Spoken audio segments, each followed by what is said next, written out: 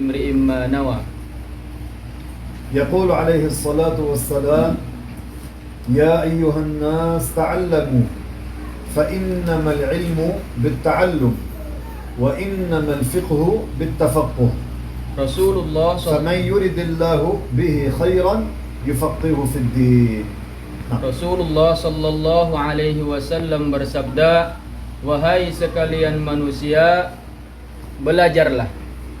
Sesungguhnya innamal ilmu bitta'allum, sungguhnya ilmu itu didapat dengan dipelajari, wal fiqhu bittafaqquh.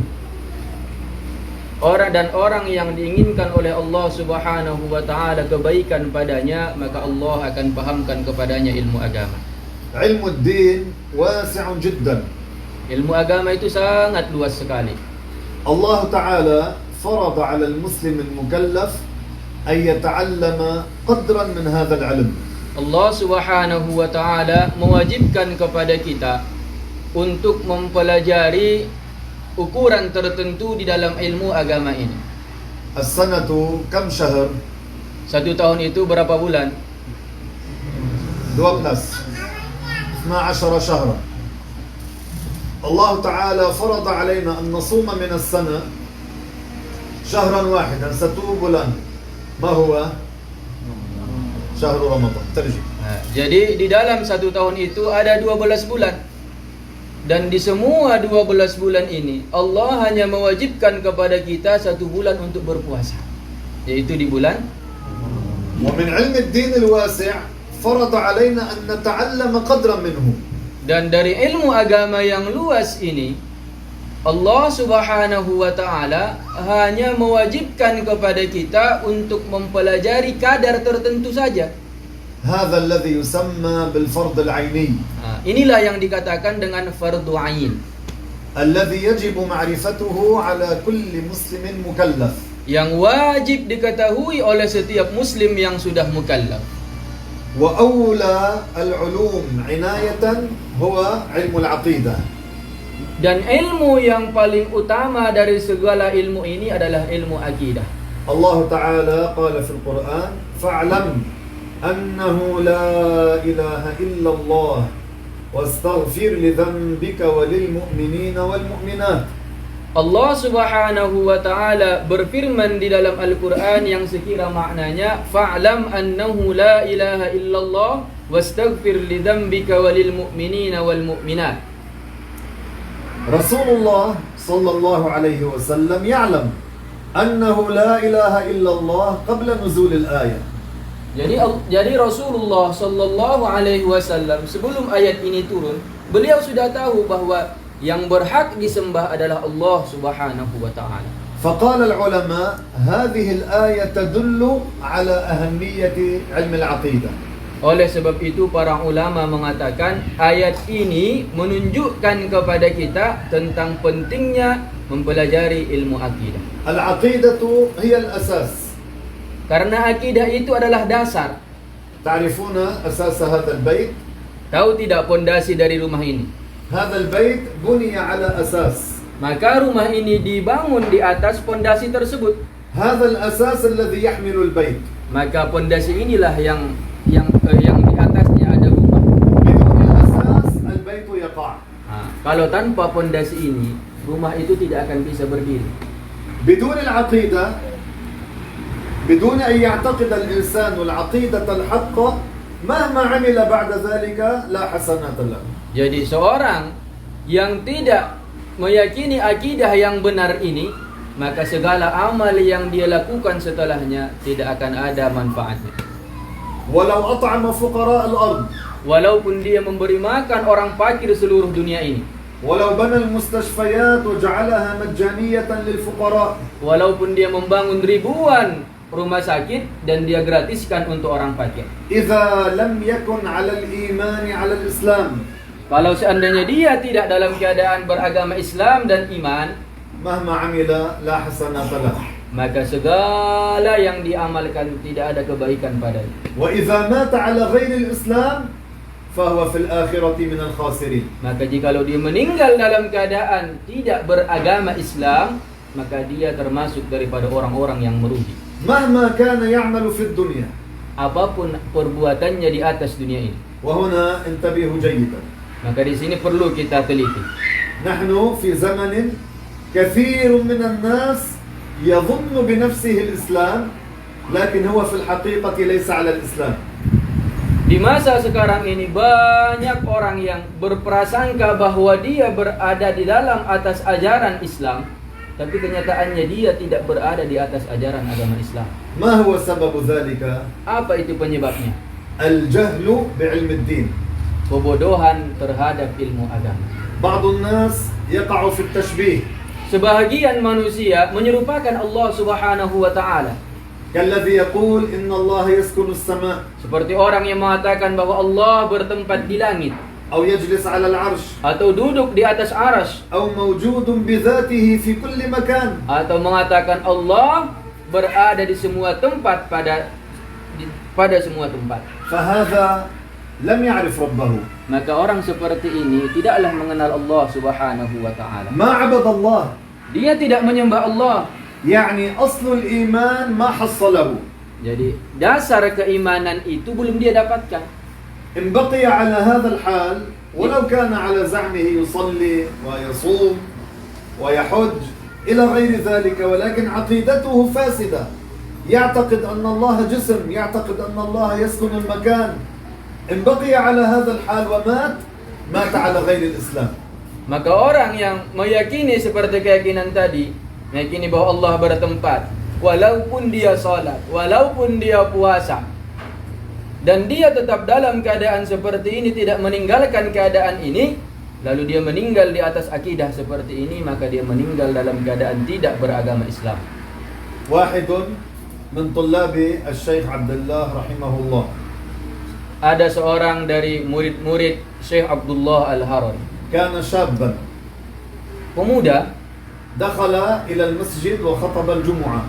Pemuda ini masuk ke dalam suatu masjid dan dia berkhutbah untuk salat Jumat. فبعد أن انتهى من الخطبة جاء رجل كبير في السن وقبل له يده. Maka setelah pemuda ini selesai berkhutbah, datang kepadanya seorang orang tua mencium tangan dari anak muda tersebut. في العادة عندنا في لبنان ما جرت العادة أن الناس يقبلون يد أي شيخ من المشايخ يخطب الجمعة. Di Lebanon itu tidak menjadi kebiasaan bagi mereka seseorang itu mencium tangan para khutbah. يعني يأتي يصافحه بيده فقط. Cuma cukup hanya berjabat tangan tanpa mencium saja. Seperti itu kebiasaan di sana. فهذا الرجل الكبير في السن فورا أقبل على يد هذا الشيخ الشاب وقبل له يده. Tapi tiba-tiba orang tua ini datang ke depan, mengambil tangan pemuda yang berkhutbah tadi, menciumnya. فالشاب استغرب من هذا الفعل. Maka pemuda ini merasa aneh, heran. فقال له ما هو السبب لما تفعل هذا؟ Nah, maka pemuda ini bertanya, apa penyebabnya? Kenapa seperti ini? قال له أنا أتردد إلى المسجد منذ 50 سنة. Saya bolak-balik masuk masjid selama 50 tahun. وأقول في السجود سبحان الجالس والعياذ بالله. Dan aku mengatakan ketika sujud, Maha Suci yang duduk. والشاب كان خطب في التنزيه. Sedangkan pemuda tadi khutbahnya berisi tentang pensucian Allah daripada menyerupai makhluknya. بين أن الله تعالى لا يشبه شيئا من خلقه. Pemuda ini menerangkan di dalam khutbahnya bahwa Allah tidak sama dengan makhluknya dari segi apapun. فهذا الرجل الكبير في السن تعلم وعرف الحق ورجع. Maka seorang tua ini mengetahui hal yang benar daripada khutbah pemuda tadi dan dia kembali ke dalam agama Islam. لأجل ذلك جاء وقبل يد هذا الشيخ. Oleh sebab itu seorang tua ini datang kepada pemuda tersebut, mengambil tangannya dan mencium tangan tersebut. فمن عاش حياته وهو على عقيدة التشبيه Maka orang yang menghabiskan hidupnya di atas keyakinan menyerupakan Allah dengan makhluk, ولو كان يظن بنفسه الإسلام walaupun dia menyangka bahwa dia adalah seorang yang muslim, عند الموت يعرف أنه ما كان على الإسلام. maka ketika kematian datang kepadanya, dia akan tahu bahwa dia tidak berada di atas agama yang benar. ملك الموت يقول له يا عدو الله إلى النار. Maka malaikat pencabut nyawa akan berkata kepadanya, wahai adu Allah, ayo ke neraka. فنحن في زمن اشتد فيه الجهل. Maka kita sekarang berada di suatu masa yang kejahilan, yang kebodohan sudah menyebar luas. وحاجة الناس لعلم العقيدة هي حاجة كبيرة. Maka kebutuhan masyarakat untuk akidah, untuk ilmu akidah adalah kebutuhan yang sangat penting. كثير من الناس في هذا الزمن يعتقدون أن الله يسكن السماء. Kebanyakan dari manusia sekarang ini meyakini bahwa Allah bertempat di langit. الله تعالى لا يحتاج للسماء. Allah tidak butuh kepada langit. الله تعالى كان ولا سماء. Allah telah ada, langit belum ada. كان ولا عرش. Allah telah ada, arsy belum ada. كان ولا مكان. Allah telah ada dan tempat belum ada. وبعد أن خلق المكان الله لا يتغير. Dan Allah setelah menciptakan tempat, maka dia tidak berubah. Yang awalnya dia tidak bertempat, maka dia tetap bertempat, maka dia tetap tidak bertempat setelah menciptakan tempat. لأن التغير أقوى علامات الحدوث. Kenapa? Karena berubah-ubah itu adalah pertanda yang paling besar yang ada pada diri suatu makhluk. من الذي يغيرنا؟ Siapa yang merubah kita? الله. Sama-sama. Siapa yang merubah kita? الله يغير ولا يتغير. Maka Allah yang merubah tapi tidak berubah. نحن نتغير الله يغيرنا. Kita yang berubah dan Allah lah yang merubah kita. فالمتغير حادث. Maka yang berubah itu حادث يعني يحتاج إلى غيره. Maka yang berubah itu adalah makhluk baharu, يحتاج إلى مغير. butuh kepada yang merubahnya. الله تعالى يغير ولا يتغير. Maka Allah Subhanahu wa taala yang merubah tapi Allah tidak berubah. فأشد حاجات الناس في هذا الزمن لعلم العقيدة. Maka kebutuhan masyarakat yang paling penting di masa sekarang ini adalah kebutuhan ilmu akidah. لأن العقائد الفاسدة انتشرت والعياذ بالله تعالى. Kenapa? Karena keyakinan sesat sudah tersebar kemana-mana. والله تعالى أوجب علينا الأمر بالمعروف والنهي عن المنكر. Dan Allah mewajibkan kepada kita untuk amar ma'ruf dan nahi munkar. فالواحد منا لا يقول في نفسه أنا تعلمت العقيدة وانتهى. Jadi seseorang tidak semestinya dia mengatakan saya sudah belajar akidah, sudah selesai. إنما أيضا يعلم العقيدة لغيره. Akan tetapi yang menjadi tuntutan adalah ketika kita sudah mempelajari akidah, maka kita mengajarkannya. وفي هذا الزمن كثير من المدارس والمعاهد لا تقرئ العلم بشكل صحيح. Maka kebanyakan sekolah-sekolah di masa sekarang ini tidak mengajarkan ilmu yang semestinya. الأستاذ هو الذي يحتاج للتعليم. Bahkan ustadznya yang perlu untuk diajari. فكيف يعلم طلابه؟ Lalu kalau dia tidak tahu ilmu yang ingin diajarkan, bagaimana dia mengajari muridnya?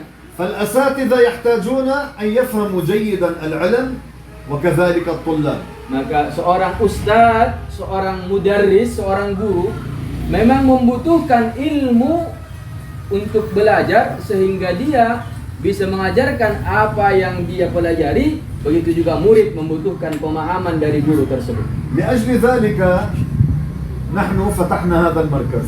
Oleh sebab itu kita membuka tempat yang mulia ini untuk belajar.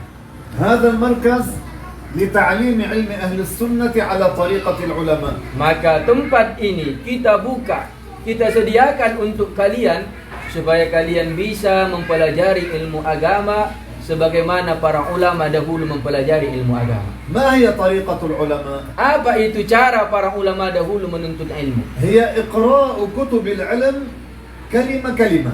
Yaitu apa? Para ulama dahulu belajar kepada guru-guru mereka guru-guru mereka itu membacakan kepada mereka kalimat per kalimat dalam kitab tersebut.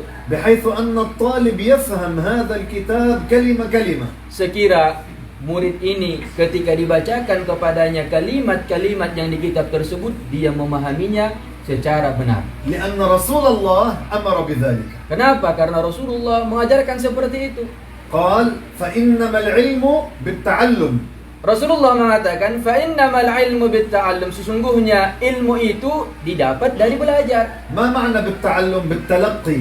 Apa yang dimaksud dengan ta'allum di sini, yaitu dengan talaki, yaitu hadir dengan di hadapan guru dalam satu majelis, dibacakan di hadapannya buku tersebut. سماعا من العلماء أو ممن سمع من العلماء. Yaitu mendengar apa yang diucapkan oleh guru atau mendengar dari orang yang telah mendengar dari guru tersebut. وإلا إذا الطالب قرأ الكتاب قراءة من غير أن يشرح له كلمة كلمة هذا لا يقال أخذه بالتلقي. Jadi seorang santri ketika dia membuka buku dengan sendirinya, hanya membaca-baca saja tanpa dijelaskan oleh seorang guru kepadanya, maka dia tidak dikatakan telah mengambil ilmu agama. يقال ضبط هذا الكتاب. Dia dikatakan hanya apa? Hanya membaca ataupun apa namanya? Hah? Atau meneliti kitab saja. بحيث إذا كان في الكتاب خطأ يصلحه. Dengan sekira ketika ada kesalahan di kitab, dia membenarkannya, hanya seperti itu saja. متى يقال تلقاه؟ Kapan dia dikatakan telah mentalakikan kitab tersebut? عندما يفهم الكتاب فهما جيدا. Ketika dia memahami kitab tersebut dengan pemahaman yang baik, yang benar, yang sempurna. وهذا الذي أريده منكم. Inilah yang beliau inginkan dari kita semua. أن تفهموا الكتب التي تقرؤونها في هذا المركز فهما جيدا. Yaitu kalian membaca, mempelajari kitab tersebut, dan kalian memahami kitab yang dibaca itu dengan pemahaman yang benar. بأي كتاب يقرؤون؟ يقرؤون المختصر. متن المختصر. أين وصلوا؟ Aku nak